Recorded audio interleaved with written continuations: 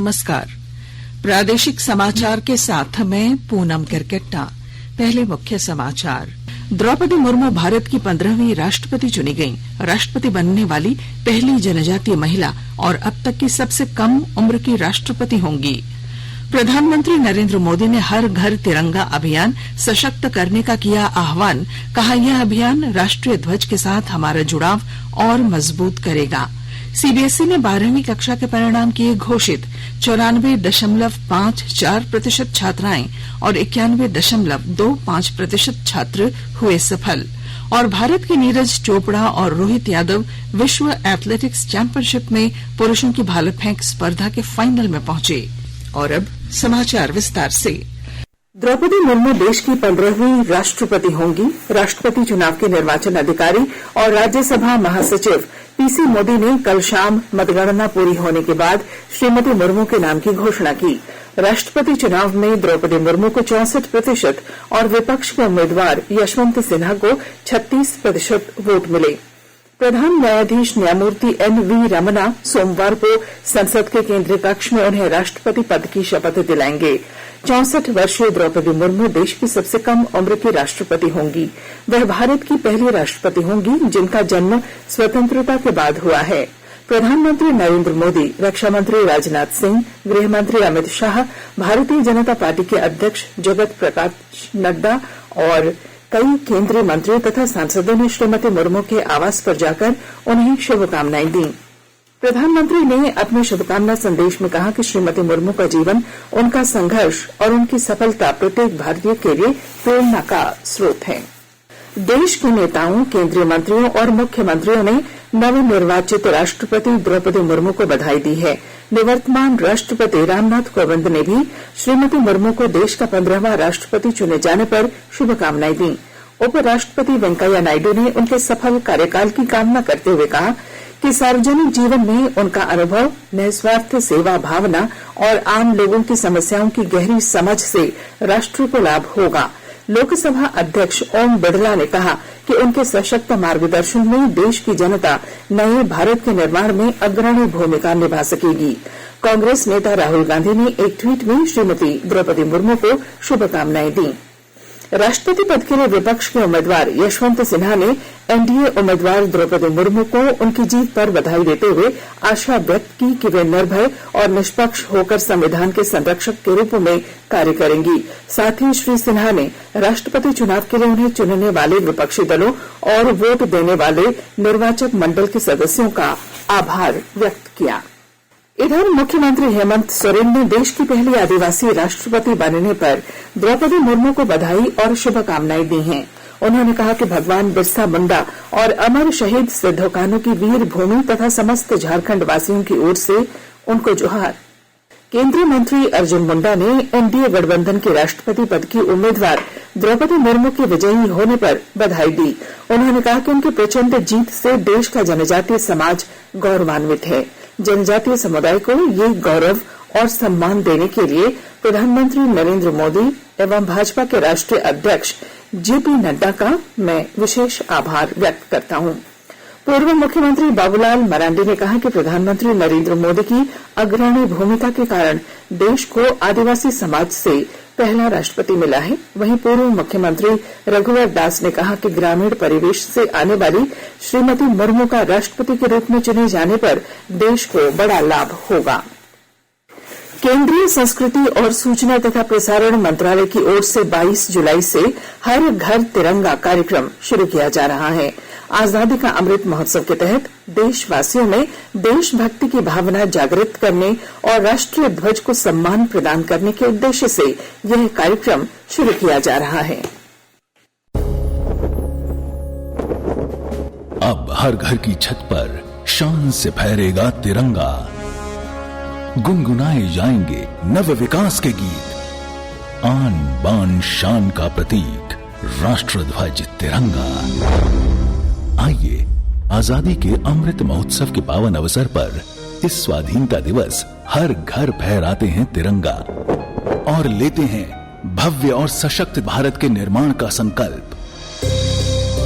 आइए हर घर फहराएं तिरंगा।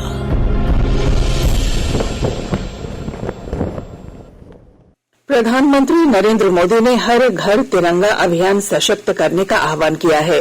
इस वर्ष देश आजादी का अमृत महोत्सव मना रहा है। एक ट्वीट में श्री मोदी ने लोगों से 13 से 15 अगस्त तक अपने घरों पर तिरंगा फहराने की अपील की। उन्होंने कहा कि यह अभियान राष्ट्रीय ध्वज के साथ हमारा जुड़ाव और मजबूत करेगा। प्रधानमंत्री ने कहा कि आज के दिन का हमारे इतिहास में विशेष स्थान है। वर्ष 1947 में आज ही के दिन राष्ट्रीय ध्वज तिरंगा अंगीकार किया गया था। उन्होंने राष्ट्रीय ध्वज से जुड़ी समिति और पंडित जवाहरलाल नेहरू द्वारा पहली बार तिरंगा फहराए जाने जैसी कुछ विशिष्ट जानकारियां भी ट्विटर पर साझा की। उन्होंने कहा कि स्वतंत्रता सेनानियों के स्वप्न के भारत और उनकी परिकल्पनाओं को साकार करने के लिए सरकार प्रतिबद्ध है। आकाशवाणी के ताजा तरीन समाचारों के लिए आप हमारी वेबसाइट newsonair.com पर लॉग ऑन कर सकते हैं। ताजा समाचार Twitter handle @AIR News Alerts और Facebook page all India radio news पर भी उपलब्ध है। आप प्रादेशिक समाचार एकांश के ट्विटर हैंडल @AIR News_Ranchi और फेसबुक इंस्टाग्राम पेज तथा YouTube channel AIR News Ranchi पर भी हमारे बुलेटिन सुन सकते हैं। प्रादेशिक समाचार आप आकाशवाणी रांची से सुन रहे हैं और अब पेश हैं कोरोना से बचाव के कुछ संदेश। कोविड-19 से बचाव और सुरक्षित रहने के 3 उपाय। मास्क लगाएं, 2 गज दूरी है जरूरी, सुरक्षित दूरी रखें, हाथ और मुंह साफ रखें।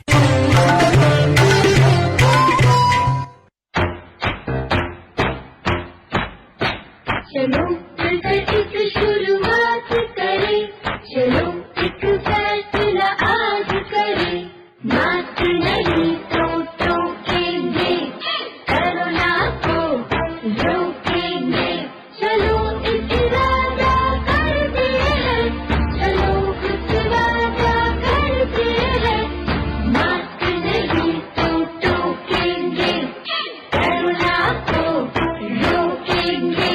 भारत सरकार द्वारा जनहित में जारी। प्रादेशिक समाचार में आपका फिर स्वागत है। केंद्रीय माध्यमिक शिक्षा बोर्ड ने आज 12वीं कक्षा के परिणाम घोषित कर दिए हैं। कुल 14,35,366 विद्यार्थियों ने परीक्षा दी थी। उत्तीर्ण होने वाले विद्यार्थियों का प्रतिशत 92.71 रहा है।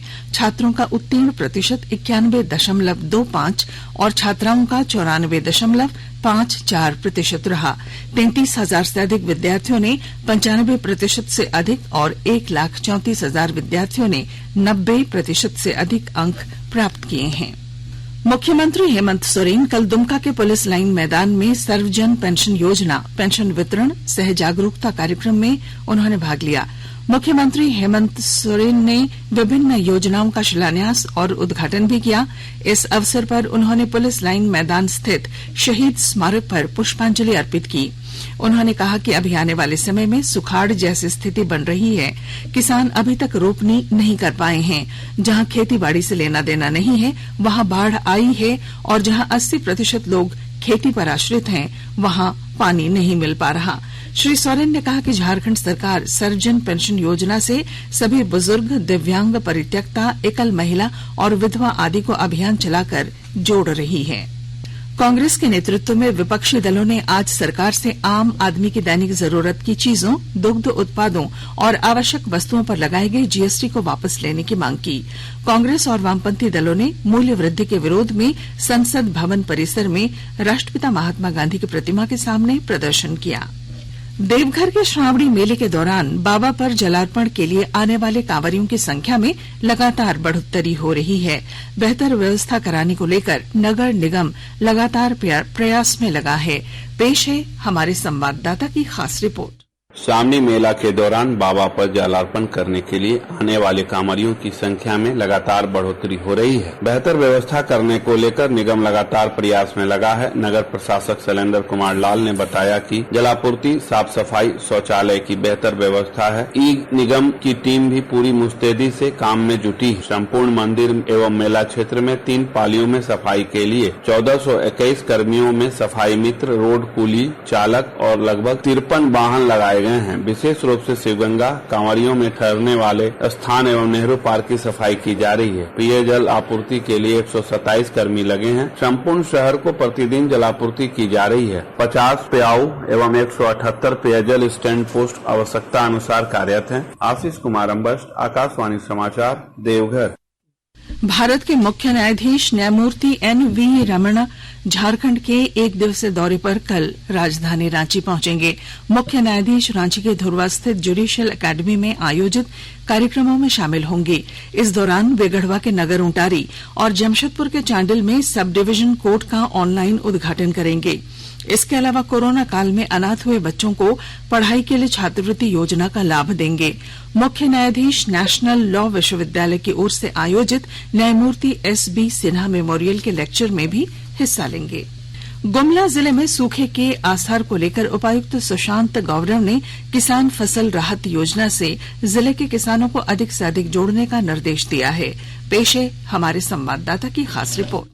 गुमला जिले में सूखे की आसार को लेकर जिला के उपायुक्त सुशांत गौरव ने झारखंड राज्य फसल राहत योजना से संबंधित जिला समन्वय समिति को अत्यधिक सूखे पड़ने से किसानों को होने वाले नुकसान की स्थिति को देखते हुए किसान फसल राहत योजना से जिले के किसानों को अधिक से अधिक जोड़ने का निर्देश दिया है, ताकि किसानों को सरकार द्वारा राहत राशि दी जा सके। उपायुक्त ने फसल राहत योजना के जिला स्तरीय पदाधिकारियों और सदस्यों को प्रखंड व अंचल स्तर पर समय समय पर निगरानी बैठक कर योजना को सफल बनाने का निर्देश दिया है। उपायुक्त ने कहा है कि इस योजना से कृषकों को प्राकृतिक आपदा और प्राकृतिक दुर्घटनाओं के कारण फसल क्षति की स्थिति में आर्थिक सहायता प्रदान की जाएगी, जिसके लिए कृषक 40 रुपए की न्यूनतम राशि से अपना रजिस्ट्रेशन कराकर इस योजना का लाभ ले सकते। नरेश कुमार, आकाशवाणी समाचार, गुमला।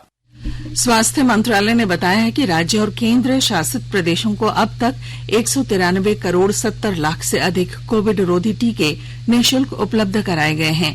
उनके पास 8 करोड़ 7 लाख टीके अब भी बाकी हैं। आज 8वें सिख गुरु श्री गुरु हरकृष्ण साहिब जी का प्रकाश पर्व मनाया जा रहा है।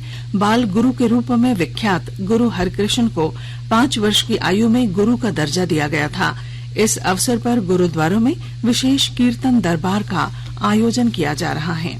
SSP कार्यालय में कार्यरत महिला पुलिसकर्मी सविता रानी, उसकी बेटी गीता हेम्ब्रम और सविता की मां लखिया मुर्मू की नृशंस हत्या कर दी गई है। पुलिस ने कल गोलमुरी पुलिस लाइन के क्वार्टर से तीनों के शव बरामद किए।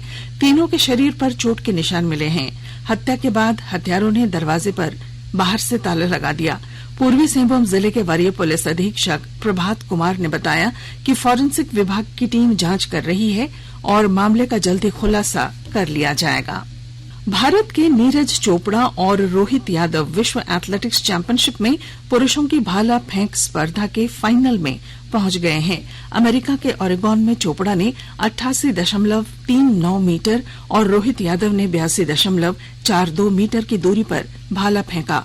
ग्रुप ए के क्वालिफाइंग दौर में चोपड़ा शीर्ष पर रहे। भारत के एल्दोस पॉल पुरुषों की ट्रिपल जंप स्पर्धा के फाइनल में पहुंचने वाले पहले भारतीय खिलाड़ी बन गए हैं। पॉल ने 16.86 मीटर की ट्रिपल जंप लगाई। इससे पहले भारत की अनु रानी महिलाओं की भाला फेंक स्पर्धा के फाइनल में पहुंच चुकी हैं। अनु ने अपने तीसरे और अंतिम प्रयास में 59.6 मीटर दूरी पर भाला फेंक कर अपना सर्वश्रेष्ठ प्रदर्शन किया। अनु ने विश्व एथलेटिक्स चैंपियनशिप की भाला फेंक स्पर्धा के फाइनल में लगातार दूसरी बार जगह बनाई है। विश्व एथलेटिक्स चैंपियनशिप में भारत का ये सर्वश्रेष्ठ प्रदर्शन है। सभी की निगाहें अब कल होने वाले फाइनल पर होंगी। और अब क्रिकेट। भारत और वेस्टइंडीज के बीच 3 एकदिवसीय क्रिकेट मैचों की श्रृंखला का पहला मैच आज पोर्ट ऑफ स्पेन के क्वींस पार्क ओवल में खेला जाएगा। इस श्रृंखला में भारत के नियमित कप्तान रोहित शर्मा, विराट कोहली, ऋषभ पंत, हार्दिक पांड्या और जसप्रीत बुमराह को विश्राम दिया गया है। टीम की कप्तानी सलामी बल्लेबाज शिखर धवन को सौंपी गई है। और अब बुलेटिन के आखिर में मुख्य समाचार एक बार फिर। द्रौपदी मुर्मू भारत की 15वीं राष्ट्रपति चुनी गयी। राष्ट्रपति बनने वाली पहली जनजातीय महिला और अब तक की सबसे कम उम्र की राष्ट्रपति होंगी। प्रधानमंत्री नरेंद्र मोदी ने हर घर तिरंगा अभियान सशक्त करने का किया आह्वान। कहा, यह अभियान राष्ट्रीय ध्वज के साथ हमारा जुड़ाव और मजबूत करेगा। सीबीएसई ने 12वीं कक्षा के परिणाम किए घोषित। 94.54% छात्राएं और 91.25% छात्र हुए सफल। और भारत के नीरज चोपड़ा और रोहित यादव विश्व एथलेटिक्स चैंपियनशिप में पुरुषों की भाला फेंक स्पर्धा के फाइनल में पहुंचे। और इसके साथ ही आकाशवाणी रांची से प्रादेशिक समाचार का ये बुलेटिन समाप्त हुआ। नमस्कार।